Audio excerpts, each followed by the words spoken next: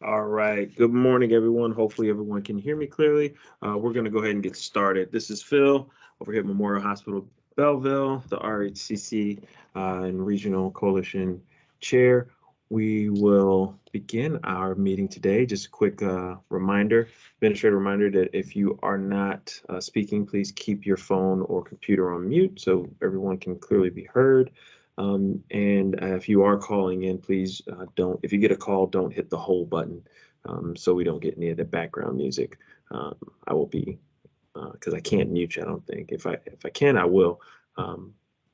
Also, this meeting is being recorded and will be uploaded to our YouTube channel shortly thereafter.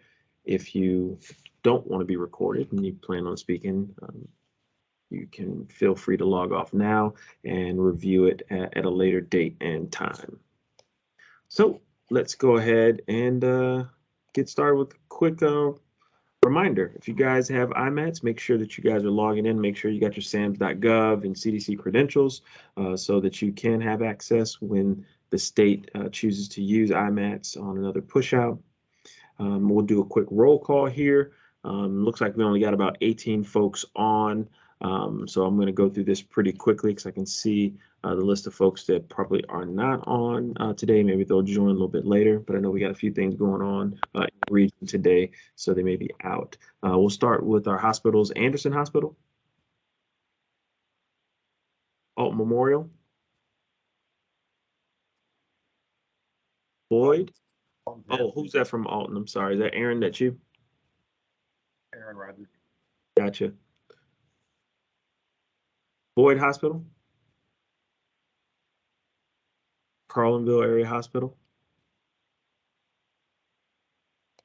How about anyone from Staunton? I know Eric has been doing double duty for that, but just checking. Okay. Fayette. No one from Fayette. Gateway. I'll do all our HSHS partners at once. Oh, I see you, Danielle. Hi. Gateway. Good morning. Our HSHS partners. Jersey. Kelly's here. Gotcha, Kelly. Thank you. From Memorial Hospital, you got myself. Lee is on. I believe Scott is on as well. Eric is out this morning. How about Chester? This is Georgia. I'm here. Gotcha, Georgia. OSF St. Anthony's. Red Bud Regional. Tara and Rachel are here. Gotcha, Tara and Rachel. Thank you so much. Sparta Community. And Touche. Nope. Okay. Let's go over to our health departments. We'll move to these pretty quickly. Bond County. Terry, I'm here. Gotcha, Terry. Calhoun. Clinton. Eastside Health. Fayette. Green. Jersey. Coupon County. Madison. Derek here, Phil.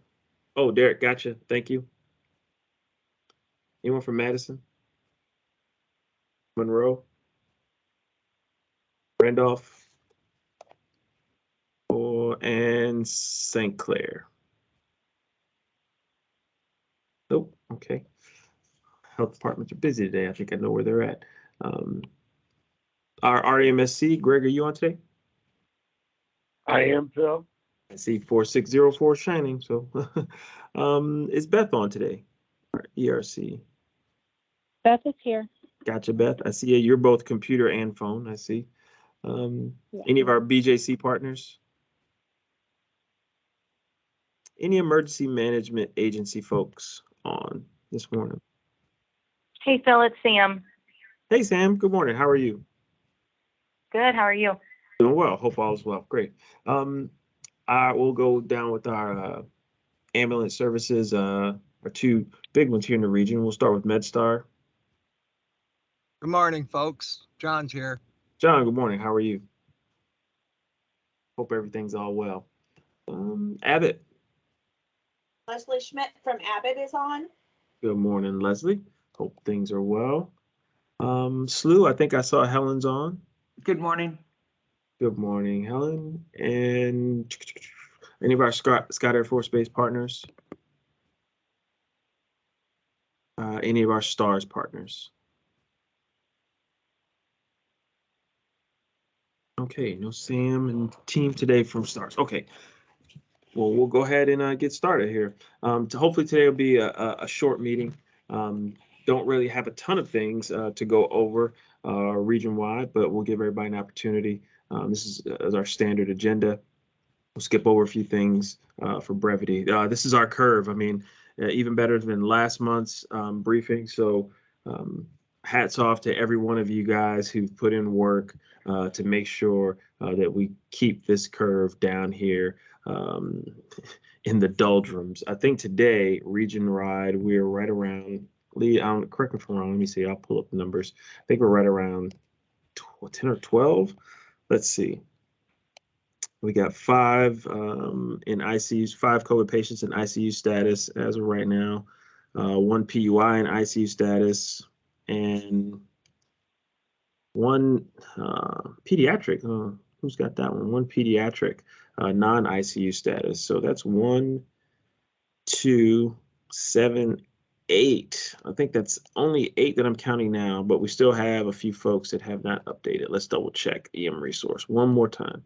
Yeah, we still, just got those just updated. I think we're just missing one of our HSHS partners. All right, so the current total is 1, 3, 9. So we're right at 14. We are actually at 14 today. So great numbers all the way around. I know our census has been elevated over the past 3 weeks. We're running a high census again today. Luckily, we don't have a ton of ED boarders. I know our friends over at St. E's over the past couple days have had some issues with boarding, but they seem to have worked all those out. I think they were up to 16 yesterday morning, but have gotten those patients all placed either internally or transferred out somewhere. So that's good. And they woke up today with 0 boarders. So hopefully things remain the same. These are our patient expirations in hospital settings, and that far right one down there for the month of March, we really dropped down. So again, kudos to those inside the hospitals doing outstanding patient care. One, we didn't have a lot in that as far as census goes, but the acuity level was also down, and those patient outcomes were obviously better. So that's almost the lowest. Our lowest time frame was somewhere back in the June-ish era of last year, where we were down to 0.13 per day. We're at 0.16 per day now, but that's great. Hopefully the month of April will show that's even lower. So hats off again. Just quickly, I thought I snatched this out of here. That vaccine data is slightly off. We're actually at right around, that's the exact what we produced last month. So we're closer to 52% today. Sorry. Hopefully I'll get those updated in the actual printout, so I'll send those out afterwards. But I think we're right around 52% today. 1.4% positivity rate across the region. We kind of flattened out at 1.2% and haven't dropped below that since we've reached it. So those are good numbers. And 26% ICU bed availability, rolling 7-day average around the region. So we've been as high as 30, but 26% is much better than where we were at about 6 weeks ago when we're down at 14%. So, all right, we'll start off with Greg. Any updates from IDPH, Greg? Morning, everybody. No, I really don't, other than to state that the hospitals throughout the state have shown the same very significant decrease in COVID in-house for them, which is a good thing. I know our region's been a little bit busy. The state staffing contracts have ended, and it just seems like not as much related to the state staffing leaving as some of our EDs have just been incredibly busy with non-COVID patients. So, really want to kind of keep an eye on that, especially with the state staffing gone. But I've called a couple hospitals who had that, and it just seems like they are just busy right now. And then a few of our other hospitals seem to be doing fine. So we'll just have to keep an eye on that. I know EM Resource had some changes, looks a little bit different. Make sure that your profile is updated if it needs to be. I'll also point out Dan sent out the bed reporting. We have about 4 of our hospitals who are not, I don't want to say not doing well, because I think they're updating, but I don't think they're updating correctly. So if you receive that report and you look like one of those hospitals that is doing poorly, make sure you go into EM Resource, or you have whoever is doing EM Resource for you. There are documents in there that show how to correctly update those numbers so you get credit for updating them on a daily basis. Because we have some hospitals that, are anywhere from 20% to 50% updating. And I just don't think that that's accurate. I think they're inputting it in a backward way that they're not getting credit for updating it daily. So if you're one of those hospitals, please try to do some investigation into that and make sure your people who are putting them in are doing it correctly. And other than that, Phil, that's all I have. Thanks, Greg. Any questions for Greg? Okay, thanks, Greg. We'll go ahead and move on. Our public health department's Beth. Any updates?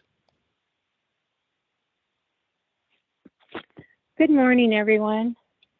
Happy Public Health Week, in case you didn't know that this is Public Health Week. No real big updates. The guidance documents are changing. It's hard for me to keep up. If you have a question, you can give me a call, or of course go to the website and see what's been updated. When we talk about positivity rate, the CDC and the state are trying to get away from that term. The positivity rate, it really isn't very accurate right now, because there are so many tests that are done at home, or negative tests that don't get reported. So a more accurate reflection of what's going on in the community is what they call the cases per 100,000 population. And they like to use the term community transmission. So if we can use those terms, I think it would be a more accurate reflection of what's going on. Masking is still required in healthcare facilities. That has not changed. And I think that's about all I had for, unless somebody has questions. Hey, Beth, one question that I get internally, and I have received at least once externally, is the governor's disaster proclamation. And they don't discuss it that much anymore on the LHD calls, but understanding are there any metrics that will say when we'll, reduce that, or are we just going to follow the feds? Has any information been publicized about, what, if there are any metrics, what those metrics are that would pull us out of the governor's disaster declaration? None that I'm aware of, and I suspect that when that does happen, we probably will not get much of a warning. I will say that the state and IDPH, unlike in the beginning of the pandemic, but lately, the last 6 months or so, are pretty much following what CDC says. Early on in the pandemic, when CDC issued something, the state would take a day or two to review it, look at it, issue their own guidance, which sometimes was a little bit different than the CDC guidance. They've gotten away from that, and now it's usually same day that IDPH will turn around and pretty much follow what CDC says. So as far as your question of when the emergency will drop, I'm sorry, I don't know. No worries. I just know it's a, from a privileges perspective and how they vet providers and other things that go on within the hospital, they're relying on that disaster declaration to do certain things. So I kind of get that question at least once a month. So, but okay, I've given them the same kind of answer. So thank you. Any questions for Beth? All right. Gosh, I still got Dale's name on here. Anyone from Stars joined late? I don't know if Sam joined late or any other team over there. Nope. Okay. As far as Reamer goes, Mike is actually out on PTO this week. I don't have any major updates. We did just recently receive some regional equipment for the Reamer team, what are called Go Tennis, that will enable our team to have better tracking of personnel when they're out on site by creating a mesh network that will greatly enhance their visibility on personnel, and when we're out conducting search and rescues. I mean, we do that quite often, whether it's a patient or an elderly person's gone missing, and they go out and find them. It's a great tool, so hopefully we'll see some real benefits from that here in the future, because we do a lot of those type of deployments with Remer. Lee, did you have anything that you wanted to add? We actually just did a big USAR training with the folks from the St. Charles Ambulance District this last Saturday, doing basically preparing for the next Amazon, doing collapse structure assessments and things of that nature. Went really well. It was a good learning opportunity for everyone involved. And I guess right now we're working with the folks from MedStar, along with partners from within the community, for upcoming NASCAR events and other community events across the summer months. It looks like it's going to be a pretty busy summer for the Remer team itself. Thanks for that, Lee. And as Hey, always, Phil. yes, is that John? Yeah, it's John.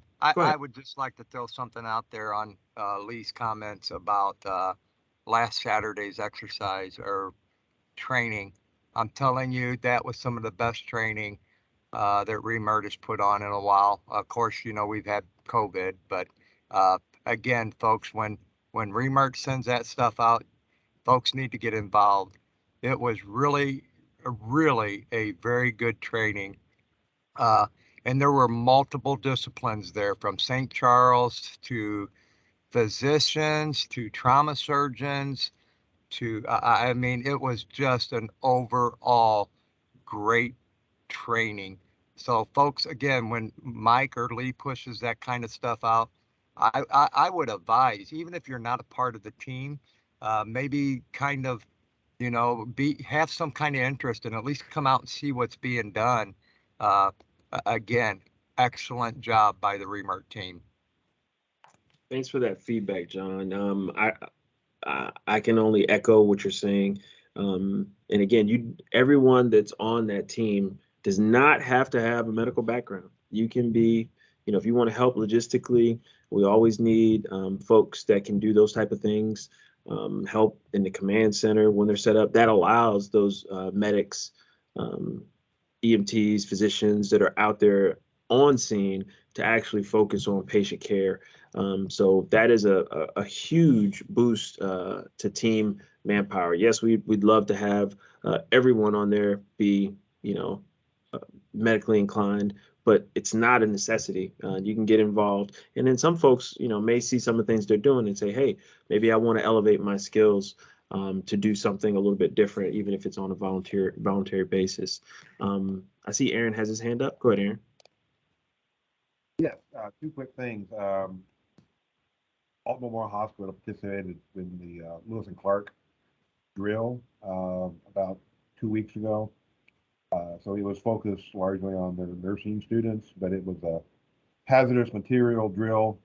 We had the Madison County hazmat team responded, Godfrey Fire had Life Flight out there. We had 2 EMS crews from Alton respond, and I went out there to observe. So very, very nicely done exercise for a mass casualty.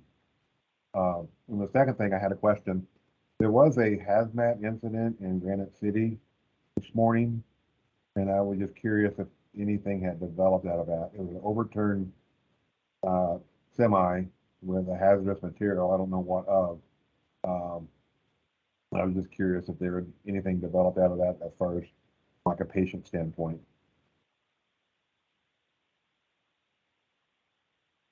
Thanks for that, Aaron. Anyone have any updates on that, or hadn't had their ear to the streets to provide an update on that incident? Because I have not. I have not. Yeah, I didn't hear of any patients on it, so I think it was largely handled by Granite City Fire and hazmat. So I was just curious. All right.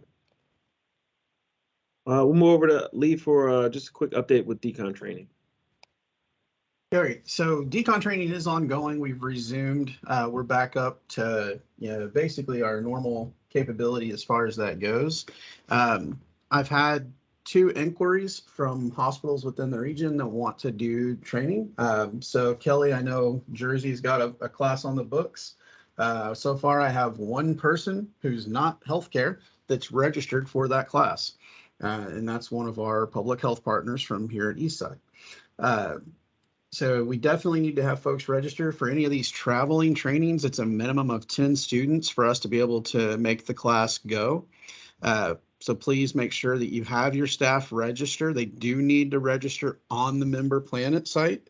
That's how we determine where everything's at. In relation to the other, I know I'd received a message from down to our southern hospitals wanting to do a joint class. I've reached back, but I haven't heard when or exactly where. So that will be forthcoming as soon as I can get a definitive date and time nailed down. We have 2 tentative classes on the books that'll be hosted here at Memorial for the region, one of which is on May 2nd and another on August 11th. I'll be sending those out today via email with the registration links. Please, again, if you have folks who want to come here and take it, by all means. We are working towards a kind of another train the trainer class. We still working out details on that because it didn't quite go the way we hoped for when we did it the first time. So we're going to try to revise that process and make it a little more effective. So more to come on that in the near future. For the time being, the folks from the hazmat team, as the REMERT team, as well as from our internal staff will facilitate those classes. And then as we can get more people spun up, we'll start having facilities teach their own classes. It's really hard for us to be everywhere. But the other component for the training, in the past, whenever we've traveled, we've brought a lot of stuff with us. We have made the decision to consolidate what's going to be coming with us on these classes. Instead of us bringing everything with us, we're going to use the training materials that were provided to the hospitals when we did the initial equipment push. So your staff will need to have training suits and respirators. We will bring probably some extra Avon respirators with us simply because of the number that were provided. We'll bring a few extra just to be safe, but we won't be bringing the big mannequins and the big cases of stuff. We'll have 1 case of essential supplies for the class, and that's pretty much it because of the resources it takes to do that. So please, when you're coordinating the class, if you have questions or you need supplies, let us know so we can try to nail that down in advance. Beyond that, I think that's everything from the decon training perspective. I should mention, our St. Louis partners have reached out and expressed a strong interest in using our training program for the Missouri side as well. They see that it's a viable program that puts everyone on the same sheet of music, and there's some interest in that. So we may be jumping across and helping them out from time to time as well. That's it Thanks for for me. that. Thanks for that, Lee. I will expand on what Lee's saying about our train the trainer process. What the one key thing that we've kind of found um, is that decon training, or first receivers decon, decon train, or just being a decon instructor is very removed from most of the individual's day-to-day roles. It is something that is foreign, if that's an appropriate word. So again, the background of the individuals, while it does not have to be specifically someone who's been in fire and EMS, before they were in a hospital setting, but it does help. It does help. The one thing that I can say is that even if you don't have a background in fire or EMS prior to that, you need someone who just has a general aptitude and want and desire to be a decon instructor, first receivers decon instructor, because it is, again, because it's so far removed from what some folks do day to day. If they're traditional floor nurse, if they work in supply chain or EVS or the lab, some places within the hospital, you really just have to have an appetite for it and want to learn and kind of steep yourself into it. So we're going to be trying, and part of what we want to be able to do is, one, expand the trainer course from basically a day and a half to maybe a 2.5 day course, and do a much closer job at ensuring that they have practical instructor time to where we feel as though we can sign them off. But they have to, they have to want to be able to teach that type of material. So they have to get intimately familiar with that type of material. And we're open to that challenge, but it really, really will fall on the shoulders of the individual to really get after it, because they're taking, it's a large amount of information to uptake, and we understand that. We're trying to be sensitive to it. So if we do have folks that are out there that that may have a deeper background, have maybe our traditional hazmat folks, was volunteer firefighters or the like, those would make great instructor candidates. We are willing to work with folks who are willing to work with us, but we don't want to do a 2.5 day training session and they go through it, do maybe 1 or 2 classes, and just tap out and say, yeah, this is something I can't do. So, all right. Pediatrics, Eric is actually out in a class this morning, so we're going to skip over this, but I will say, make sure your folks, if you want more information about how to be better prepared, EDAP is one way to do that. So you can always go to the EMSC page out there, just type in EDAP in Illinois, and it'll take you right there from the Google machine. Great way to get prepared. I think we have 2 years before we get re-inspected again. So we're going to move over to grant status. I don't think I have a slide on this one yet. Grant status. 2 primary things. Hopefully, those of you who did apply for a grant have returned all of your documentation. I know Georgia was as the last that I saw in my email box. I know there's a few back and forths, and one other health department sent a few things back and forth. But hopefully, if you have applied for a grant this year, you had a project request in, hopefully you've received all of your materials, and you should have an executed grant. Georgia, do you have a executed subaward now? If I sent mine back with my CEO signature, so I think that's a yes, right? I believe so. Okay, so I can spend my money? I believe so. I'm just gonna double check with. I have a meeting with Lisa today because I wanted to just double check and make sure if anybody had anything outstanding. So yeah, get that money spent. And again, the reason why this year I'm asking you to really get that money spent is because while the state IDPH will be putting together for an NCE and no cost extension. They're working that now. I don't know if they'll get it or not, but if they do get it, we will not be going out for no cost extension. So please get your money spent before that deadline and get your reimbursement information in, so we can, make sure that you're properly reimbursed in a timely manner. And next week we'll be submitting for a budget revision to adjust and take the funds that we were not able to execute and reappropriate those. And as of right now, I think it's about $60,000 or so that we'd have to reappropriate. But we will not be going for a no cost extension as Memorial proper. So please keep that in mind. That way we can move forward with this new budget process, which is, I don't know how it's going to work. I'll be quite honest. I think we have a meeting tomorrow. Let me check my calendar while we're here. Our grant meeting, I think no, we don't have one tomorrow. Maybe it's next Thursday. Yes, it is next Thursday. But we are moving to an entirely new system. So we are moving away from IDPH's egrams over to a new system called Amplifund. I've got my account set up. The GMO's got their account stuff set up. So we'll be moving into that. And from what I hear and what I understand, it is an easier system overall with reporting and a whole bunch of things.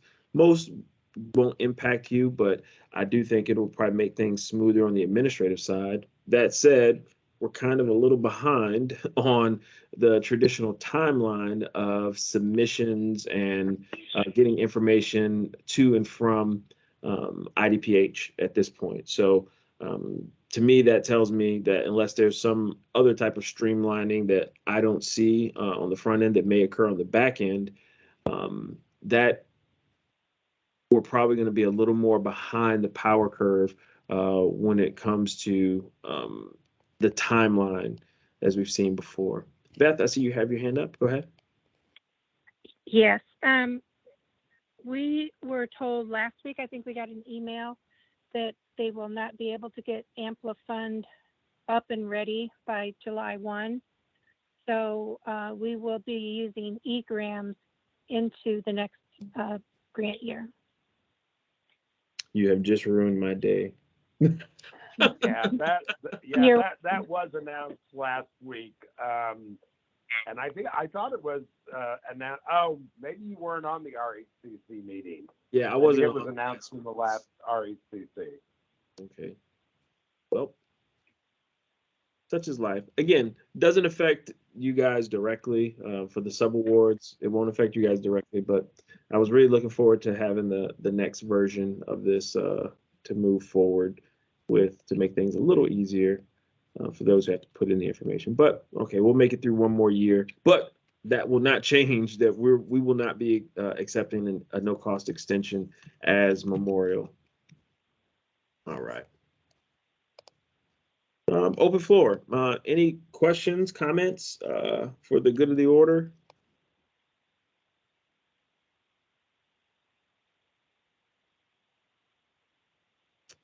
Okay, hearing none. Upcoming events. The HSEEP class is actually going on today.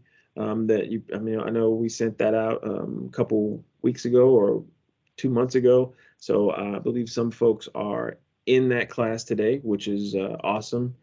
Decon training, the next class that we do have on the books is on the 3rd of June out there in Jersey Community Hospital. I sent out a note the other day regarding the chemical and biological treatment webinar from, is it AMCAT? I can't remember the Association for Medical Treatment and blah, blah, blah. Can't remember their full name, but seems like a pretty College of Toxicologists. There you go. Say it again, Lee. American College of Toxicologists, I believe. Yeah. So it looks like it's kind of more on the treatment side. So this may be a spot where if you can go back and take a look at that flyer that I sent out, maybe, and it's free, it's all online, it's free. Maybe this is something you may be able to get some of your providers in your hospitals onto, and hopefully maybe they can take some of that information forward. So it's one day is dedicated to chemical and toxicology and a whole bunch of stuff there, and the other one's dedicated to radiological. As a reminder, the IDPH Summit is canceled, so we won't be seeing everyone this year, but hopefully next year. We're going to keep our fingers crossed, COVID notwithstanding. Hey, Phil, it's Sam. Hey, Sam. Hey, real quick, we are in the process of attempting to get the Cameo training brought down to our area. And once we figure out the logistics for it, and if it's, a definite, I will certainly shoot the information your way. And if you wouldn't mind sending it out to the coalition, I think it would be a great training. It is a 3-day training, but I think it would be beneficial to a lot of our partners. Awesome. So for those of you that don't know what Cameo is, it is a plotting.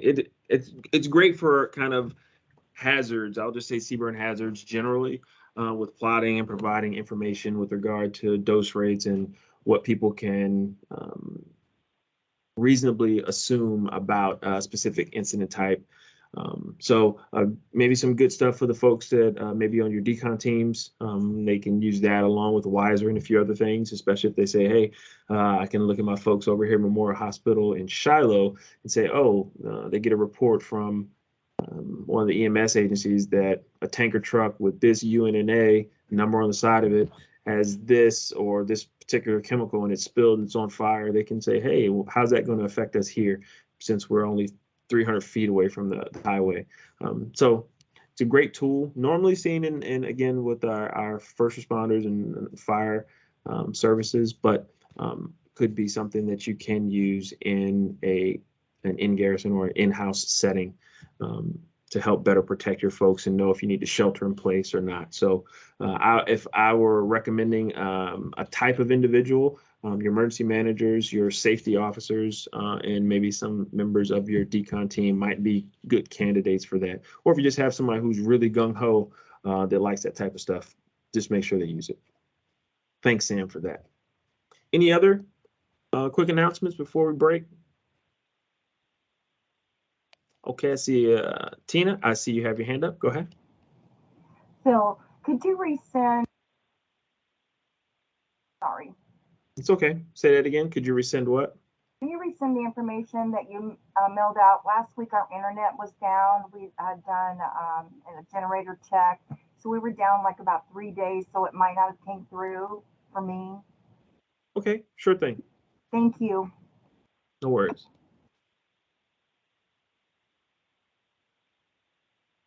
All right. I gave it 3 Mississippi after that. So thank you everyone for attending this meeting. Our next meeting, same bat time, same bat channel, will be on the 4th of May. And so we'll say May the 4th be with you. So you'll see plenty of good Star Wars Easter eggs in the slides. So you guys have a great day and we'll talk at you later. Bye. Thank you, Phil. Thanks, Phil.